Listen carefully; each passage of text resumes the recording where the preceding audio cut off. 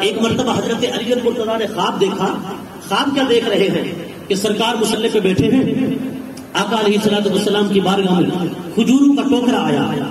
سرکار نماز پڑھا کر جو فارغ ہوئے نا, کھجوروں کا ٹوکرا آیا. تو حضور نے حضرت علی سے فرمایا, علی یہ کھجوروں کا ٹوکرا اٹھاؤ, ایک ایک سب میں بانٹ دو.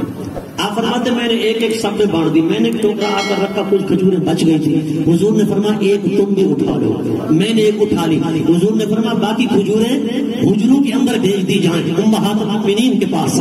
سرکار کائنات نے جس طرح کھجوریں تقسیم کروائیں, مولا علی کہتے ہیں میں اٹھا, فجر کی نماز کا وقت تھا, اذان ہو رہی تھی, لیکن وہ دور حضور کا نہ تھا, وہ دور حضرت عمر فاروق کا تھا. میں مسجد میں پہنچا, حضرت عمر کے پیچھے نماز پڑھی, نماز سے فراغت ہوئی, حضرت عمر نے چہرہ کیا نمازیوں کی طرف, حضرت عمر بیٹھ گئے, اتنے میں کھجوروں کا ٹوکرا آ گیا.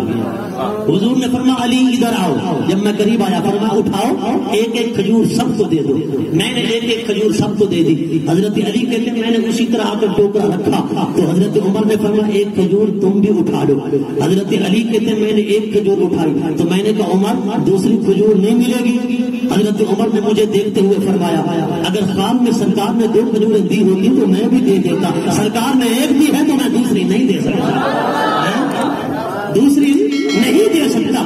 یہ حضرت عمر کی خلافت کے برحق ہونے کی دلیل ہے کہ حضرت عمر رضی اللہ تعالیٰ عنہ جو کچھ کر رہے تھے حضرت علی نے وہی کچھ کرتے حضور کو دیکھا ہے.